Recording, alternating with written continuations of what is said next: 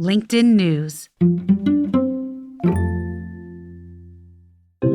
From the news team at LinkedIn, I'm Jessi Hempel, and this is Hello Monday.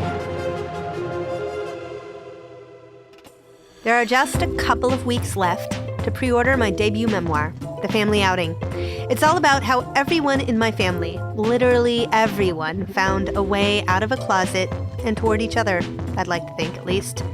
If you've already pre-ordered your book, thank you so much. I really mean it. It should arrive in your mailbox on October 4th. And if you still need yours, well, there's time. It's available wherever books are sold. Now to the show. We all do harm, even if we try very hard not to. And we've all had the experience of being harmed in small and not so small ways. You know, in my journalism career, I reported on a lot of it. I wrote so much about the Me Too movement, for example, as powerful people were called out for inappropriate behavior. Institutions also do harm. So do companies and governments. So today, I wanted to devote an entire episode to how we make things right. Because our office cultures get better, our society improves, our democracy grows stronger when we get past our transgressions, when we can trust each other, when we can figure out how to repair, how to get to the other side, truly, of forgiveness. My guest today is Rabbi Danya Ruttenberg. Danya is an outspoken feminist and a spiritual leader. Her new book is called On Repentance and Repair, Making Amends in an Unapologetic World. And fun fact about Danya, she came along with me on my very first trip to a gay bar back in college. That's how long we've known each other. After the Me Too movement got underway, a journalist friend asked Danya what happens to people who've been named as abusers. Danya had so many thoughts, so she published them on Twitter. She wrote about taking responsibility for your actions and what it really takes to make amends. Here's Danya. People's responses were really shocking to me. Like, minds were blown. It never occurred to them that we could demand transformation, that there were ways we could tell if they had done the work, that it wasn't up to the popular imagination, it wasn't up to the public to forgive, that it was only up to the people who had been harmed, that forgiveness wasn't our business. We get pretty hung up on forgiveness in our culture. Yes. And want to just jump there, right? Yes. And there are a lot of reasons for that. A lot of times when harm is inflicted, there's a power story going on. It's a parent who's hurt a child. It's a dean and a student, or you can look at structural racism. You can look at all sorts of different ways that power functions in a harm situation. And if the victim says, I forgive you, then everything goes back to how it was. Right. And we don't demand change. And so it becomes really easy and tempting to pressure the victim to forgive, and then we don't have to do anything. It's all good. Everything's fine. It's forgiven. We're done. So we all want to be my 3.5-year-old and go back to that moment right before you've hit your sister and just take backsies, please. Yes. But that actually is not what we're aiming to do when we do the work of repair. Right. We're aiming to evolve to something else. How would you begin with the vision? What are we evolving toward? So if we want to take this metaphor, the problem with that attitude, and our culture has it so deeply and strongly ingrained, it is a very childish approach to repair, right? But I said I was sorry. And you hear adults saying this. And the problem is that there is a sister, proverbially, who is sitting there going, ow! And the first question has to be, are you okay? The second question has to be, what do you need to feel better, right? Any work that is about addressing harm has to be first and foremost victim-centric, right? If the person who was harmed does not get their needs met, then we are not doing it right. If we are not asking victims what they need, if we are not involving them in every step of the way to whatever degree that is appropriate, right? There are times when we shouldn't approach victims that would harm them more. Noted. Right. But more often than not, we need their voices and their care in the center of the conversation. So that's number one. And number two, the other major goal here is to understand why that punch was thrown and to do the work to change so that you don't do that again, so that you naturally and organically become the kind of person that doesn't do this thing anymore. And so that you're not running around hurting people anymore. This kind of healing sounds important and maybe a little daunting. How do you even get started? Danya says there's precedent for this in the work of a 12th century Jewish physician and scholar named Maimonides. He was brilliant. He was born in Spain under one caliphate, and then another caliphate came in, and it wasn't so good for Jews. So he left. He wound up in Egypt. He did a lot of writing in Judeo-Arabic. And his big innovation was to take a lot of these kind of winding conversations that happened in the Talmud that are really amazing, but not linear. And he just wanted to sort of organize them so that people could figure out like what to do. And it was controversial. People were like, how could you do that? And he was a very confident man. He's very brilliant, very methodical. So Maimonides, our medieval friend, took a bunch of ideas that were all over Jewish thinking and rearranged them and codified them. And he organized them in a new way. And one of the products of this organization was the laws of repentance. And it may be useful to pause here and to note that repentance in Judaism isn't, you better be sorry or God's gonna be mad at you. But rather, this word that I'm translating as repentance is tshuva, is about returning. It's about coming back to the place that you were supposed to be all along, coming back to that place of being in integrity, that place of being in alignment with yourself. When you cause harm, you've wandered off from who you're supposed to be. And this path is about coming back to who you were meant to be all along, who you want to be. It's translated as repentance, but it doesn't have that same baggage. As I read it, I thought over and over again that what you were laying out is a path to live in integrity with ourselves. Yes. And I think most of us, not everyone, but most of us, we know when we are out of integrity with ourselves. Yes. Right? And it doesn't feel good. No, but we ignore those voices, right? Because like doing the work feels shameful and scary and hard. And so it's easier to push down the voices than to like face it. Right. And so we do that.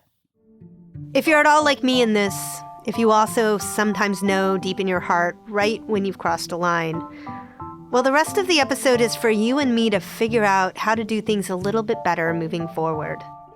According to Danya, Maimonides lays out 5 steps in the repentance process. Here's the first one. Step 1 is confession, aka owning your crap.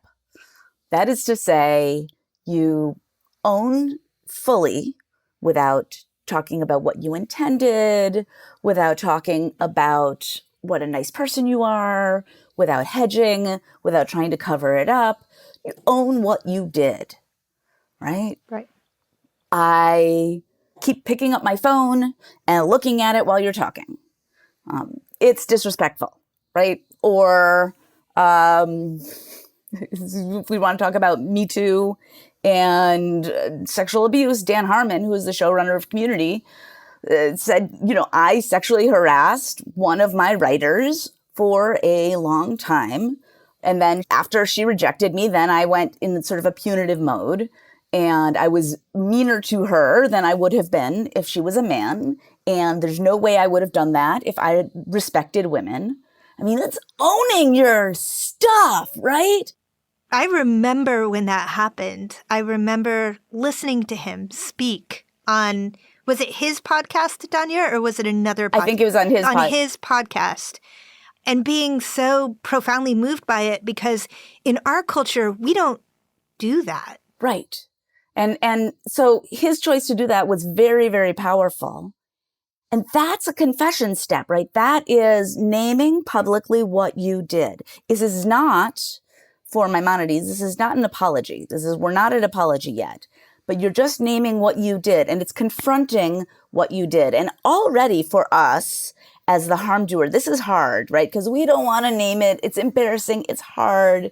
We feel ashamed. And not to mention, we don't always understand it on first pass, right? Right. And like, here's what I did. And, whoever has been harmed says, well, actually, that's not it. Right. And we don't get it necessarily. And, if we're talking about some sort of social oppression, we definitely might not get it right away. And if we're talking about some way that our own trauma was triggered, it may take us a minute to sort of calm down and be able to really see what's going on. I mean, there are all sorts of different pieces of this, but it's about letting go of that story about how we're always the good guy and we're always the hero who always does everything right. And we have to kind of cross that bridge and say, okay, today was not my best day, right? Or ongoing, all last year, I actually, whatever it is, right? But you have to own it, and ideally publicly, because it is about accountability. It is about telling people that you are now on your journey towards anti-racism, and you're inviting people to help you on this journey, or you're now on a journey towards sobriety or whatever. And it is about validating for the person who was harmed that this really happened, right? Yeah. And in so many cases, there's this element of gaslighting, and that this can be like, yes, this is real. This really happened. The victim doesn't have to question themselves. Or maybe the victim has been saying this is true all along and other people haven't believed them, right? Whatever it is, we're taking the thing that was dark and we're bringing it out into the light. And, that's how wounds heal, is you have to give it air. Once we've done the first brave thing, owning our wrongs, well, then we have to start to change. That is step 2. And it's where the current apology system sometimes just doesn't work. Does this mean therapy? Does this mean rehab? Does this mean starting spiritual direction, deep meditation work? Does it mean calling your sponsor? Does it mean doing some deep dive into understanding trans liberation or anti-racism or whatever, right?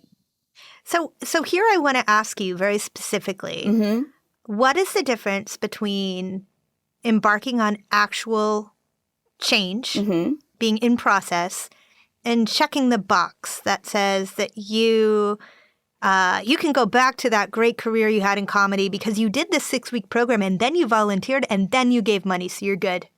So Maimonides says that anybody who does the confession thing, but secretly in their heart hasn't kind of given up on changing really, is like somebody who immerses in the ritual bath, which is like the sacred thing for us, while holding a lizard, which is a totally non-kosher animal and totally invalidates the whole thing. Yeah. And so if you're trying to check boxes, it's not repentance work. It doesn't count.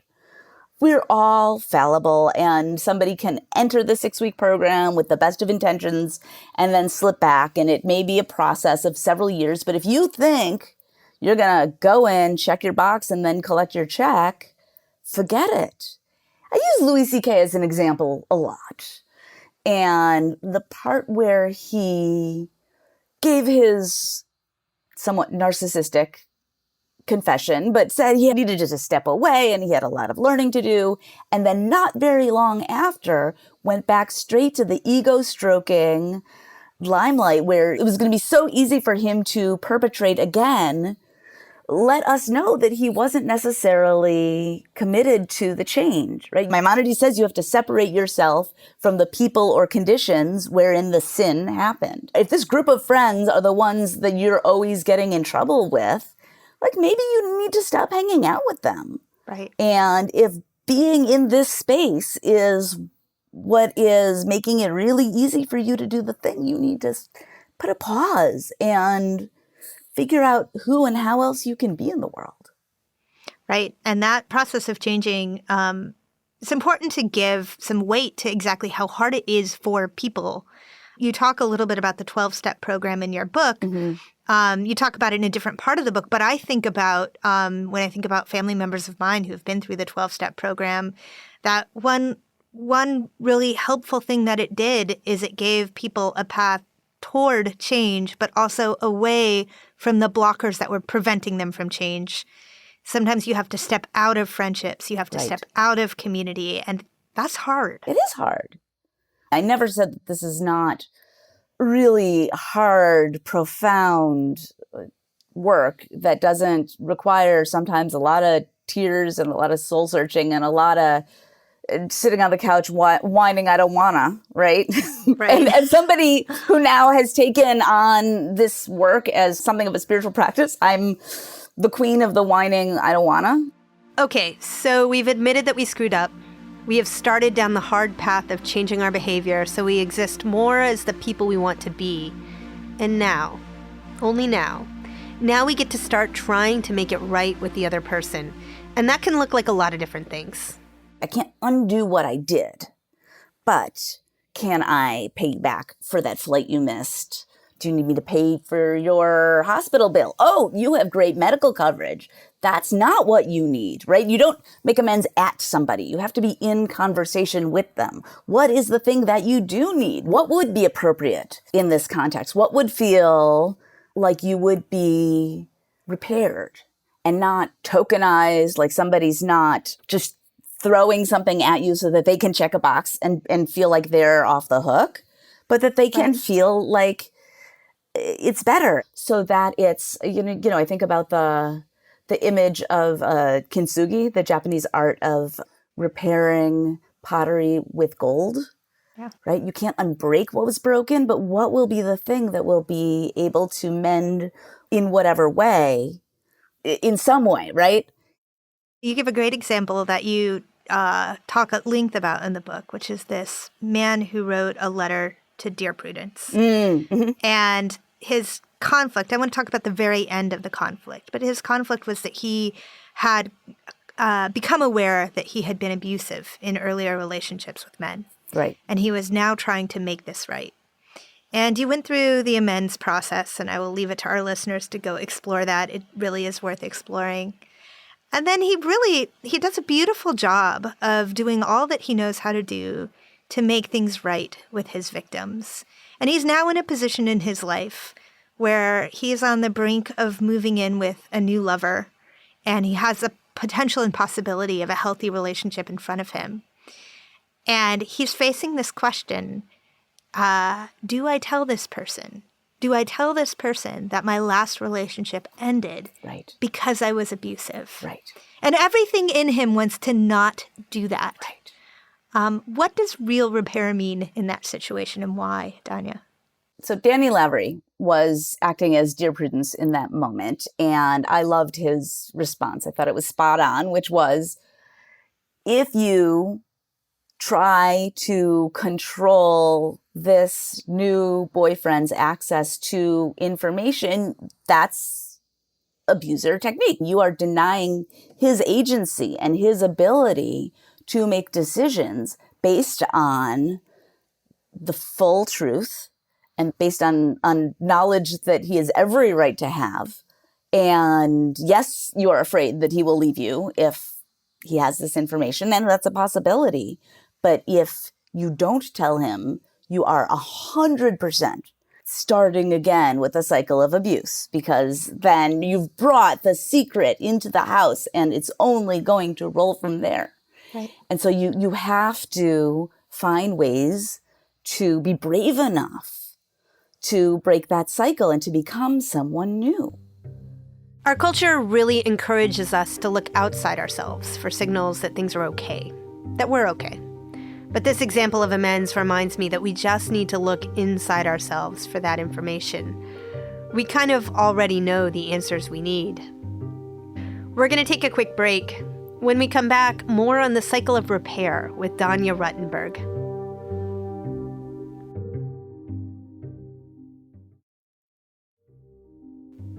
And we're back. We have 2 more steps to complete Maimonides' repair process. We're ready, finally, for an apology. Here's Danya. we in our culture want to start and end with apology, right? Oh, I did it. I'm sorry. And we like to apologize this way. We like to be like, I'm sorry that you took that so personally, Danya. Right.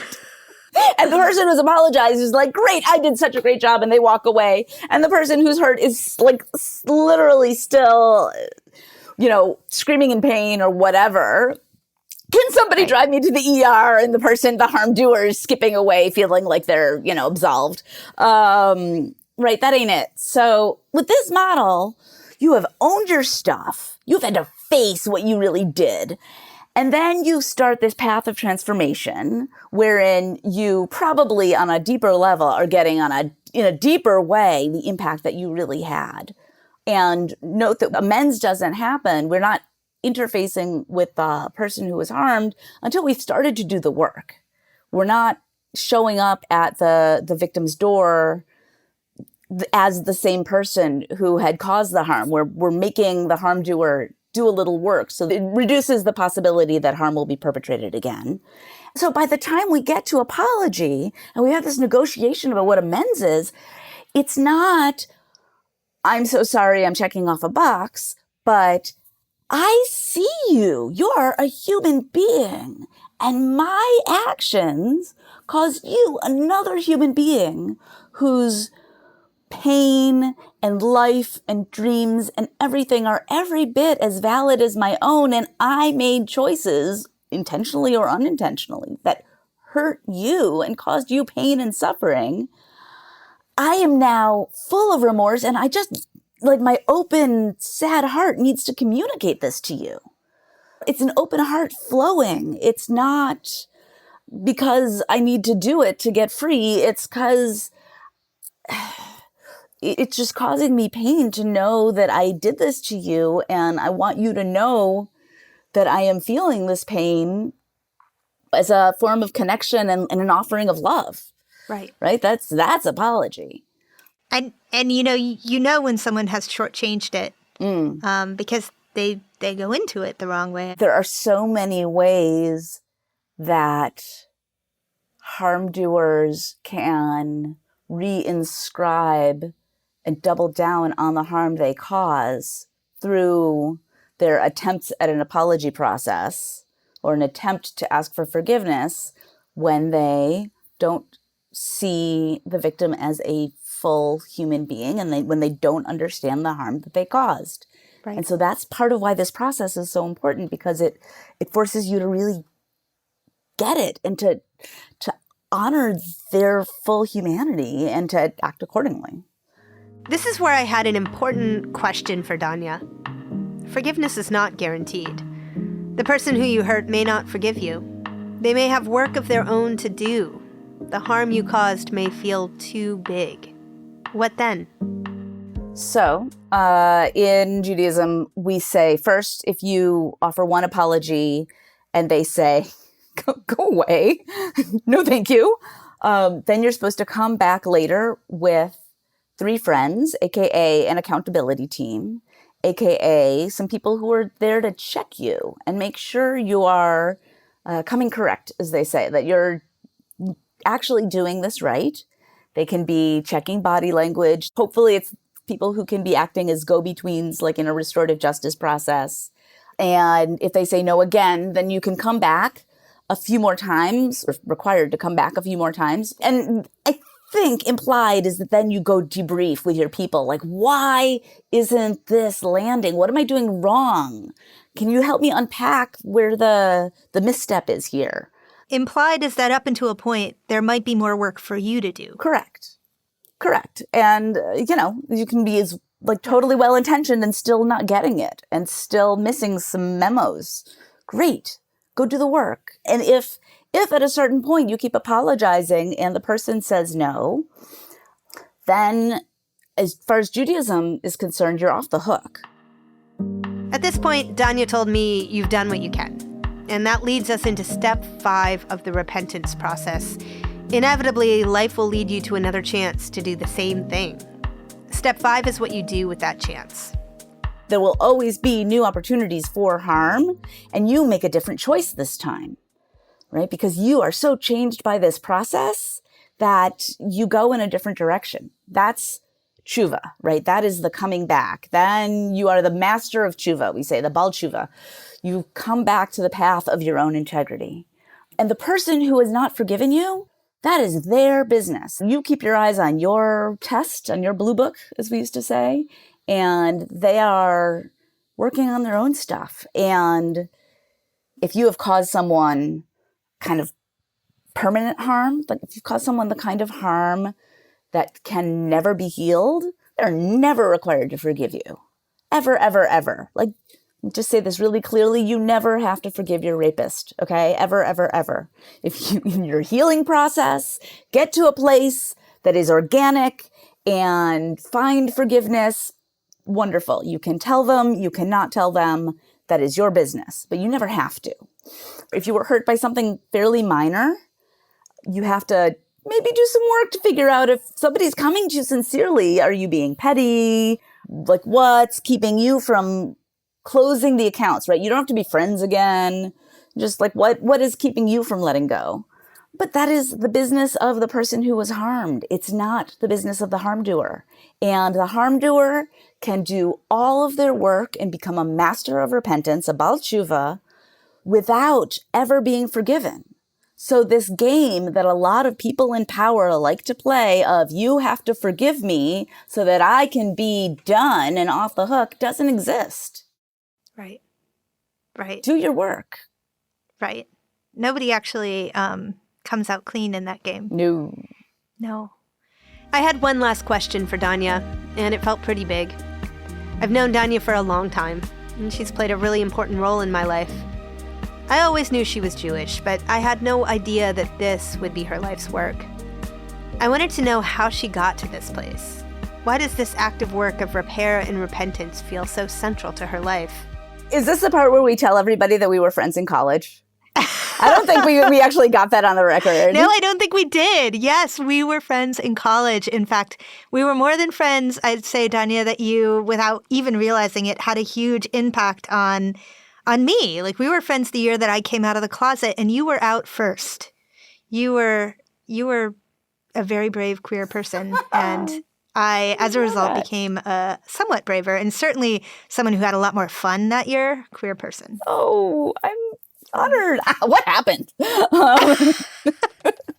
Yeah, I was not. You have about the same haircut, mind I you. know. The haircut hasn't really changed. I was an atheist who somehow fell into the religion department as a religious studies major. And then my junior year of college, my mom died. And we did everything Jewishly, like you do.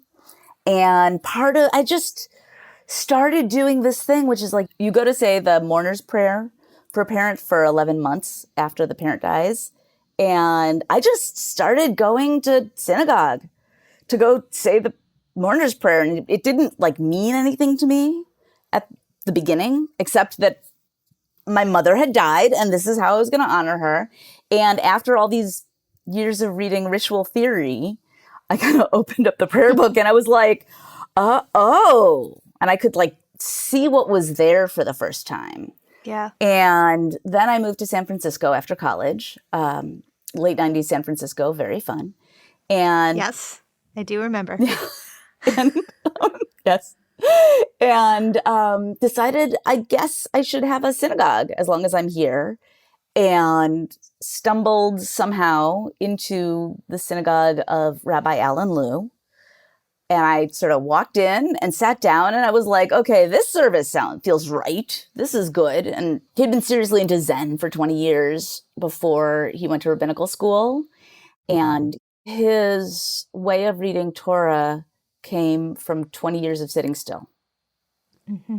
And he was the first person who showed me that this book was not just about do this, don't do this, angry man on a mountain is, whatever. But like, this is a story about us. Yeah. This is a story about our experience of the divine everythingness that is surrounding us and connecting us at every moment. And these stories can help us find our way into that connection and into the best most moral, most responsible versions of ourselves. And I was like, what? Nobody told me this in suburban Illinois.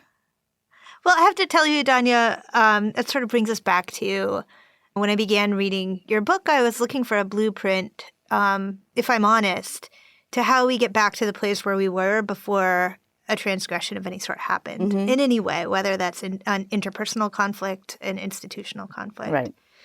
And then I quickly let go of that idea and moved on to, okay, well, what does real repair look like? And still wanted a definition for repair. Mm-hmm. And as I finished your book, I felt that real repair was simply deepening and strengthening the relationships we have to other people in any and every format. Yeah. That ultimately was what it was. Yeah. And I want to end our conversation by reading this really lovely and hopeful couple of paragraphs from toward the end of your work, if I may. I'd be honored. You say, and I believe, it can be different. We know that it can. You know that it can. But the only way out is through. And on that way through, you know, you have seen here, profound healing can happen. Individual lives and relationships can be transformed. Communities and cultures can move toward care, accountability, restoration. Institutions can do the work needed to protect the people they serve. Nations can face the truth of what they have done, even if the work is imperfect, messy, or haphazard, and can make the choice to write a new story for tomorrow. Repair is possible. Atonement is not out of reach. What is needed, and this, of course, a great deal, is the willingness to do the work. What is needed is the bravery to begin. So good, Danya! And so right on. Thank you for this book. Thank you. That was Rabbi Danya Ruttenberg. Check out our new book on repentance and repair. So now it's our turn to engage in this conversation. This week on Office Hours, bring something that you are thinking about, some work that you have to do. Let's talk it through. What's a repair that you're in the process of making? Join us this Wednesday at 3 p.m. Eastern for Office Hours. We'll give each other courage to begin or encourage each other to get all the way through the process. You can find us on the LinkedIn news page or email us at hellomonday@linkedin.com for a link. And as always, if you like the show, please follow and review it wherever you get your podcasts. Your feedback helps us make a better show. Hello Monday is a production of LinkedIn. Sarah Storm produces our show with mixing by Joe DeGiorgi. Florencia Ariando is head of original audio and video. Dave Pond is head of news production. Michaela Greer and Victoria Taylor encourage us to live with integrity. Our music was composed just for us by the mysterious Breakmaster Cylinder. Dan Roth is the editor-in-chief of LinkedIn. I'm Jessi Hempel. We'll be back next Monday. Thanks for listening.